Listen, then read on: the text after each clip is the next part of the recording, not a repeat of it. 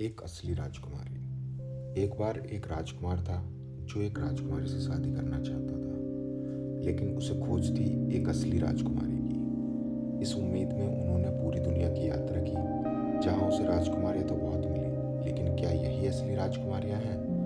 उसके लिए यह फैसला करना मुश्किल हो रहा था। इसलिए आखिरकार निराश होकर वह अपने महल वापस लौट आया।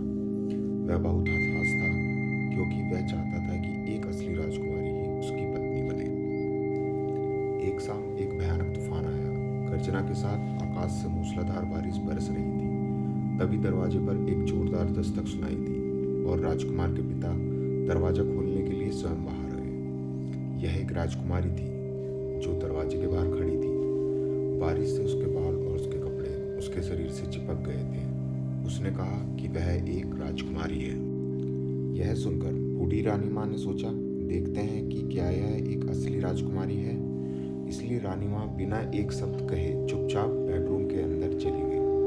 वहां उन्होंने बिस्तर के सारे कपड़े उतार दिए और 3 छोटे मटर के दाने बेड पर डाल दिए। उन्होंने मटर के दानों के ऊपर एक एक करके 20 गद्दे और परों से बनी 20 चादरें डाल दी। इसी बिस्तर पर राजकुमारी को रात गुजारनी थी।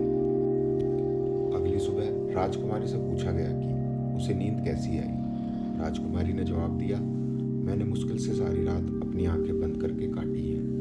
मुझे नहीं पता कि मेरे बिस्तर में क्या था, लेकिन कुछ सख्त था मेरे नीचे, जिसकी वजह से मुझे बहुत आहत हुआ। अब यह स्पष्ट हो गया कि यह एक असली राजकुमारी है, क्योंकि 20 गद्दों के बीच से भी वह उन 3 मटर के दानों को महसूस कर पाई। किसी और में नहीं, बल्कि एक असली राजकुमारी के अंदर ही इतने नाजुक भाव हो सकते हैं।